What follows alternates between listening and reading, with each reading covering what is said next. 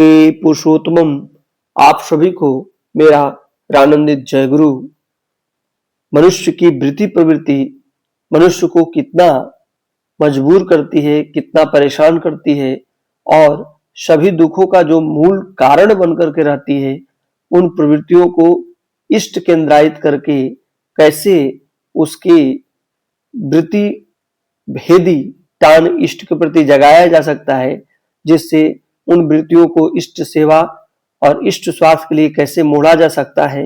इस संबंध में परम प्रेम में ठाकुर जी से जो चर्चा हुई है विभिन्न भक्तों के द्वारा, उसकी चर्चा हम लोग आज करेंगे। श्रद्धे भक्त श्री प्रफुल्लदा ने श्री ठाकुर जी से कहा कि प्राकृत निष्ठावान विश्वासी भक्त दुर्लभ है। यह बात तो समझ में आ गई, किंतु मनुष्य पाप, अन्याय एवं दोष करके दुर्भोग में पड़ जाता है था उस समय आर्त होकर परमपिता को मुक्ति हेतु पुकारता है, तो क्या इसका कोई फल नहीं है? तब दुर्बल मनुष्यों का आश्रय कहाँ है? परम प्रेम में ठाकुर जी कहते हैं, प्राकृत आर्त होने से ही होगा।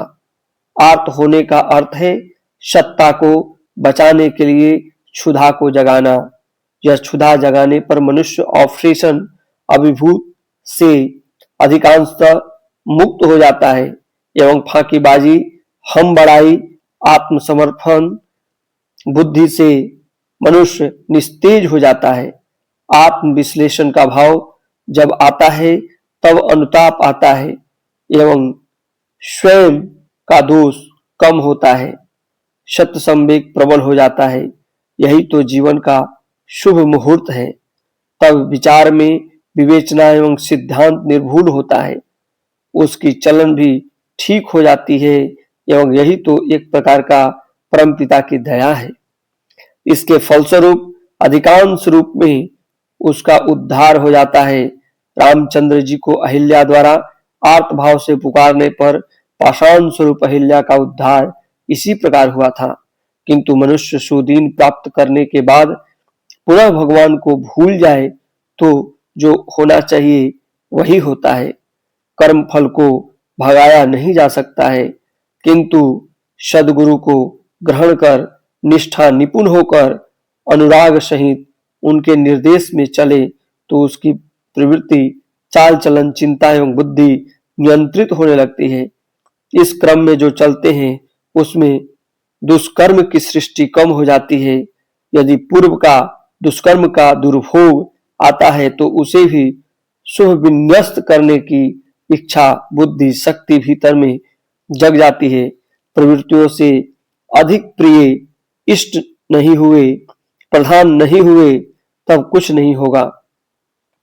इष्ट हम लोगों को कल्याणकारी निर्देश देते हैं, वहां प्रवृत्ति संवेग की उपेक्षा कर इष्ट निर्देश पालन से ही रक्षा होती है।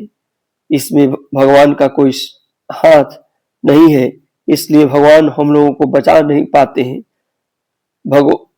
भागवत अनुराग ही हम लोगों को बचाता है। इसलिए गीता में कहा गया है कि मनुष्य स्वयं अपना शत्रु है एवं स्वयं ही अपना मित्र है। स्वयं के प्रयास से स्वयं को उद्धार करना होता है। अगला प्रश्न पुनः करते हैं श्रद्धे प्रफुल्ला, तब गुरु का प्रयोजन ही क्या है? परम प्रेम में ठाकुर जी कहते हैं, अरे पागल, गुरु के नहीं रहने से तुम अपना टान किसके ऊपर फेंकोगे? प्रवृत्ति के प्रति तुम्हारा टान तो चला ही गया है। सभी कुछ सजाकर प्रवृत्ति को देकर बैठे हुए हो। बचने बढ़ने का संबल जो है उससे बेहाथ हो गए हो, उसे कैसे हटाओगे? इसलिए ही तो गुरु की आवश्यकता है। वे प्रवृत्ति के अधीश्वर हैं एवं सत्ता संवर्धना के लिए स्वाधिष्ठित हैं। सभी प्रवृत्तियों को लेकर उन्हें प्रेम करना होगा, फुलफिल पूर्ण करना होगा, तब प्रवृत्तियां नियंत्रित हो जाती हैं। गुरु सत्ता संवर्धना के मूर्त हैं, उन्हें ही लक्ष्य कर अपनी सत्ता को आवर्तित कर ऊपर उठाना होगा। वही प्रवृत्तियां सत्ता संवर्धना में सहायक होंगी। नाना प्रकार की प्रवृत्तियां नाना मुखी द्वंद्व लुप्त होने से ही जीवन में शांति आती है। खूब सावधान होकर रहना होगा। इष्ट निष्ठा को अक्षुण्ण रखना होगा। यह इष्ट निष्ठा क्षुण्ण होने पर प्रवृत्तियां पुनः हावी हो जाएंगी। आलोचना प्रसंग 9 खंड पृष्ठ संख्या 37 एवं 38 दिनांक 12/9/1947। आप सभी को पुनः आपको ये मेरा जानकारी जय गुरु। अच्छी लगी हो तो एक छोटा सा आग्रह है कि आप चैनल को सब्सक्राइब कर लें ताकि हमारा साथ बना रहे।